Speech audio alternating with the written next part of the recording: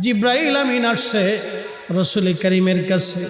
ইন্তেকাল গ্রহণ করার 4 দিন আগে সালাম দিলেন, দরজায় করাঘাত হলো। কে? আমি জিব্রাইল। আল্লাহর নবী বললেন, আয়েশা রে, ভিতরে অন্তরম হলে চলে যাও, জিব্রাইল আমিন আসছে। মদিনাতে যদি কোনোদিন যান, বাবে জিব্রাইল সেই দরজাটা এখনো আছে, যেই দরজা দিয়ে নবীর কাছে জিব্রাইল আমিন আসছে 22,000 বার। দাহিয়াতুল কালবির সুরত নিয়ে নবীজির কাছে আসতেন। হযরত জিব্রাইল আমিন এসে সালাম দিয়ে বসে গেলেন। মানবের বেশে জিব্রাইল বসে গেলেন। ইয়া রাসূলুল্লাহ, আল্লাহ পাঠিয়ে দিয়েছেন, আল্লাহ সবই জানেন, ভিতরে বাহিরে প্রকাশ্য অপ্রকাশ্য আগে পরে, আপনার অন্তর ভিতর বাহির সব আল্লাহ জানেন। তারপরেও আল্লাহ আমাকে পাঠিয়েছেন আপনার কুশল জানার জন্যে। হুজুর গো, আপনি কেমন আছেন দয়া করে বলবেন ডি। আল্লাহ নবী ডাক দিলেন, জিব্রাইল হে, আমি অসুস্থ আছি, আমার কাছে ভালো লাগে না। আল্লাহর জিব্রাইল চলে গেলেন। পরের দিন আবার এসে সালাম দিলেন, জিজ্ঞেস করলেন, ইয়া রাসূলুল্লাহ আপনি কেমন আছেন? জিব্রাইলকে নবীজি বলেন, জিব্রাইল রে, আমি তেমন ভালো নাই, শরীর অসুস্থ, আমার ভালো লাগে না, অসুস্থতা আরও বেড়ে গেছে। তৃতীয় দিন জিব্রাইল আমিন আবার আসছে, হুজুর আপনি কেমন আছেন? আল্লাহ জানতে চেয়েছে আপনি কেমন আছেন। জিব্রাইলকে নবী বললেন, আল্লাহকে বলো আমার শরীর ভালো না, আরও অবনতি হয়েছে। চতুর্থ দিন জিব্রাইল একা আসলেন না, মালাকুল মউত আজরাইল আলাইহিস সালামকে নিয়ে আসলেন। আসার পরে দুইজনে সালাম দিয়ে ভিতরে ঢুকলেন। আল্লাহর নবী বললেন, ভাই জিব্রাইল। উনি কে? বলে আজরাইল। আজরাইল সালাম দিলেন, ইয়া রাসূলুল্লাহ, আল্লাহ আপনার খেদমতে আমাকে পাঠিয়েছেন। হুজুর, আল্লাহ আমার উপরে ফরমান চালু করেছেন, আমার উপরে রুলস আল্লাহ জারি করে দিয়েছেন আপনাকে সম্মানের সাথে নিয়ে যাওয়ার জন্যে। ইয়া রাসূলুল্লাহ, ইয়া হাবিবাল্লাহ, তবে আল্লাহ পাক এটাও বলে দিয়েছেন আপনি অনুমতি দিলে আপনার জান আমি কবজ করব, অনুমতি না দিলে আমি আজরাইল ফিরে চলে যাব।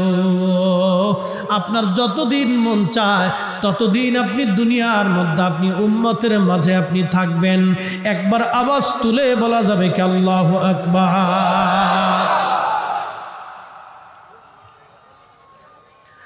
একটু বুঝেন তো, আজরাইল নবীর দরবারে বললেন, হুজুর আপনি অনুমতি দিলে আমি জান কবজ করব, অনুমতি যদি না দেন আমি ফিরে চলে যাব। আপনার যতদিন মন চায় আপনি ততদিন বেঁচে থাকবেন। মুসা আলাইহিস সালামের কাছে আজরাইল আসছে, ও মুসা আপনাকে নেওয়ার জন্য আসছি, চলেন। মুসা আলাইহিস সালাম একটা ঘুষি মেরে দিয়েছে আজরাইল আলাইহিস সালামের চোখ বরাবর। আজরাইল, আমার মুসারে যায় কও একটা গরুর উপরে হাত দিতে, গরুর উপরে হাত দিতে বলো। হাত দেওয়ার পরে যতগুলি পশম হাতের নিচে পড়বে তত বছর আমি আল্লাহ তাআলা হায়াত দিব। যাও, যে জিজ্ঞেস করো সে থাকতে চায় না, চলে আসতে চায়।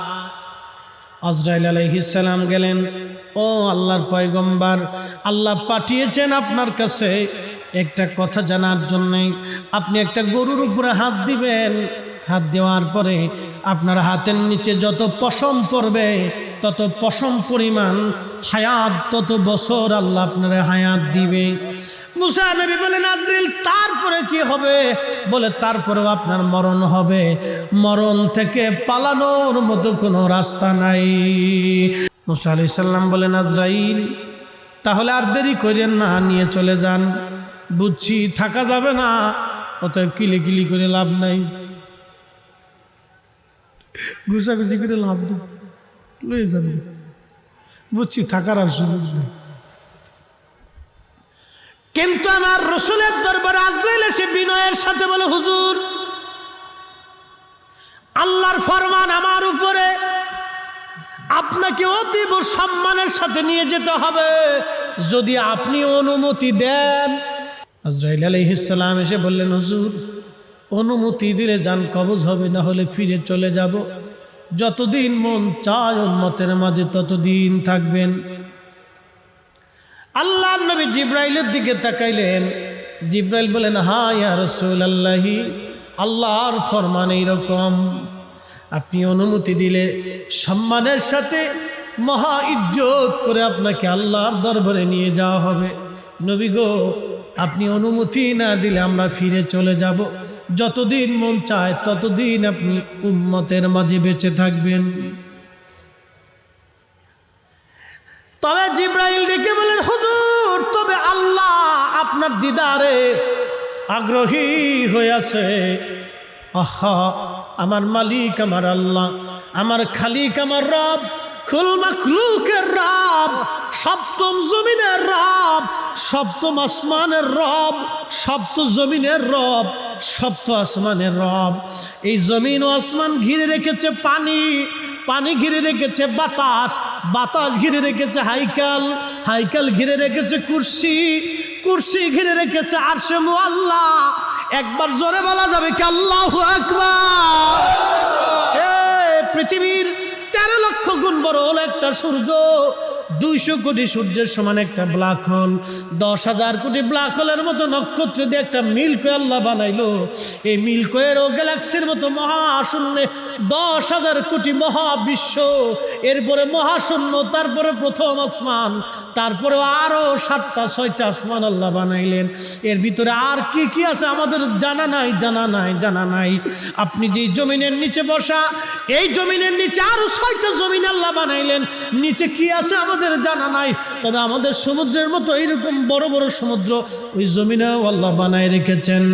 এই মালিক আমার আল্লাহ, আল্লাহ, আল্লাহ ডাক দেখা হাবিব, হাবিবকে যায় বলো আমি আমার হাবিবের অপেক্ষায় আগ্রহী হয়ে আছি। আল্লাহ জিব্রাইল বলেন, হুজুর, আল্লাহ আগ্রহী হয়ে আছেন আপনার দিদারের আশায়।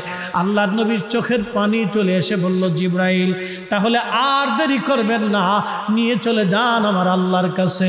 আমি আর একটা মুহূর্তের জন্য দুনিয়াতে থাকতে চাই না, আমি আমার মাশূকের দিদারে চলে যেতে চাই। একবার জোরে বলা যাবে কি ইয়া রাসূলুল্লাহ?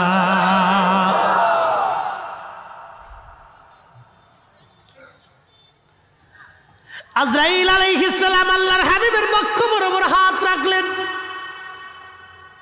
কষ্ট হচ্ছিল নবীজির, ডেকে বলেন, আজরাইল, একটু আসানে কি হয় না?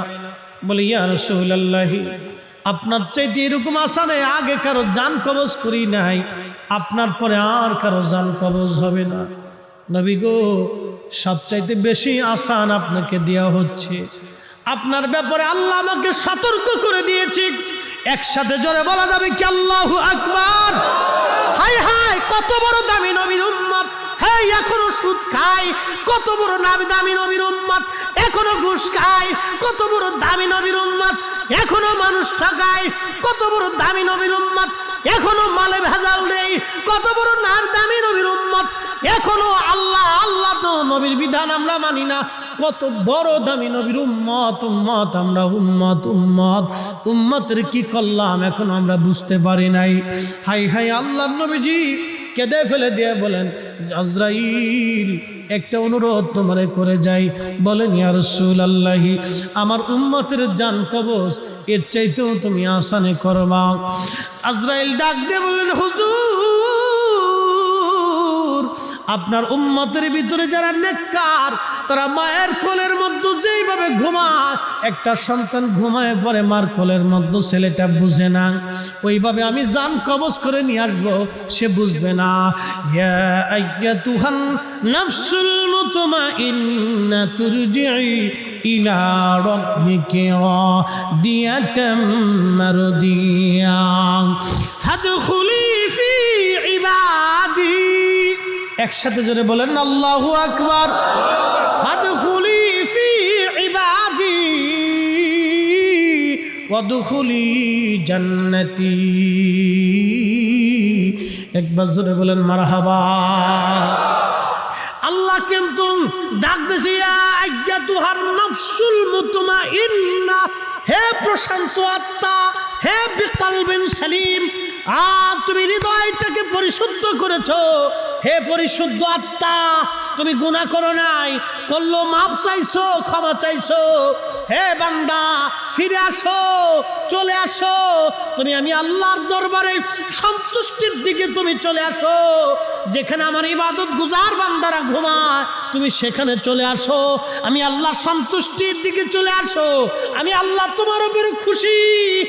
আহা, আজরাইল বলে ইয়া রাসূলুল্লাহি, মায়ের কোলের মধ্যে সন্তান যেইভাবে ঘুমায় নেককার বান্দাদের মরণ সেইভাবে হবে।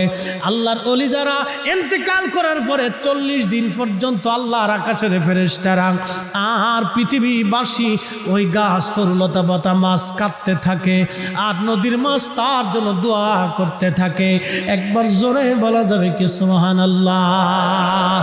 আদম নবী যেই দিন মারা গিয়েছিল 40 দিন পর্যন্ত আকাশের সূর্য গ্রহণ লেগেছিল। আদম আলাইহিস সালামের ইন্তেকালের পরে আকাশ বাতাস তরুলতা পাতা গাছ তরুলতা ফেরেশতারা কেঁদেছিল।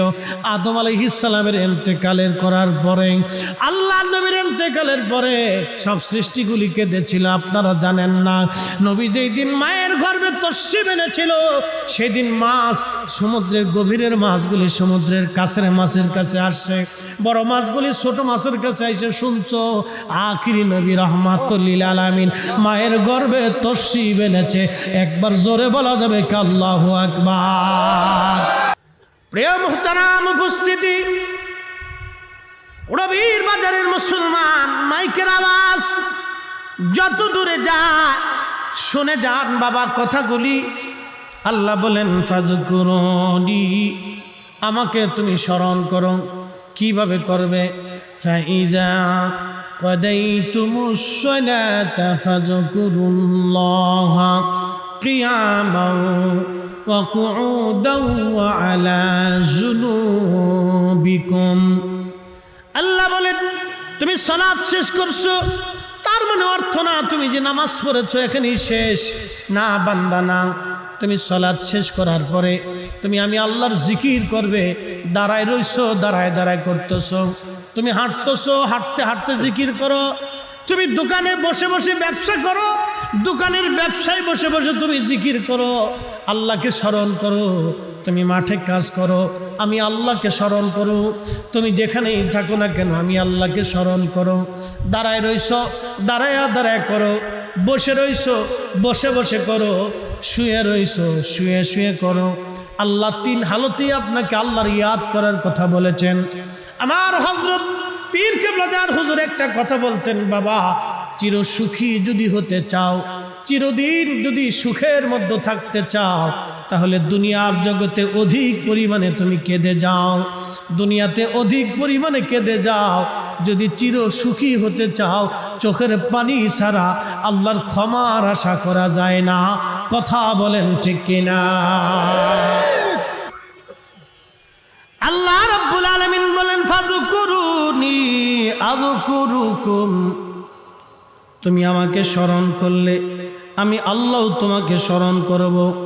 আশকুরুলি ওয়ালা তাকফুরুন।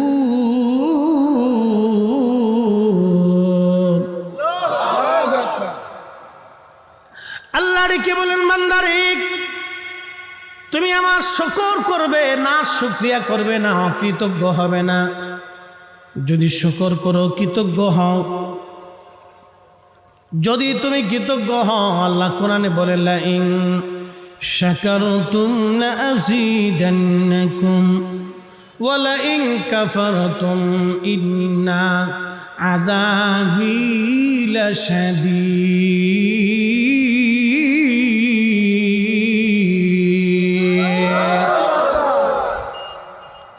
আল্লাহ বলেন যদি তুমি কৃতজ্ঞ হও তোমার নিয়ামত আমি বাড়ায় দিব। আপনাদের বাড়িতে কুকুর আছে, কুকুর, এই কুকুরকে আপনি খাবার দেন 2 বেলা, মাসের কোনো বেতন টেতন আছে কি? কুত্তার মাসের কোনো বেতন নাই, আপনি খাবার দিলেন 2 বেলা। আপনার বাড়িতে একটা বিড়াল আছে, বিড়াল, মাসের কোনো বেতন নাই, খাবার দিলেন 2 বেলা। এই বিড়ালটা শুধু আপনার ঘরের মধ্যেই থাকে না, এই বিড়ালটা আপনার ইঁদুর মারে, আপনার তেলাপোকা মেরে দেয়, আপনার বাড়ি পাহারা দেয়। ইঁদুর যাতে এসে আপনার ক্ষতি করতে না পারে, এই বিড়ালটা আপনাকে পাহারা দেয় ইঁদুর থেকে। একটা কুকুর আপনি 2 বেলা খাবার দিলেন, মাসের কোনো বেতন নাই, বিছানাও জাজিম না, বালিশ টালিশ কাঁথা কম্বল কিছুই দেন নাই। এই কুকুরটা আপনার বাড়ির সামনে আপনাকে পাহারা দিতে থাকে, ঠান্ডার ভিতরে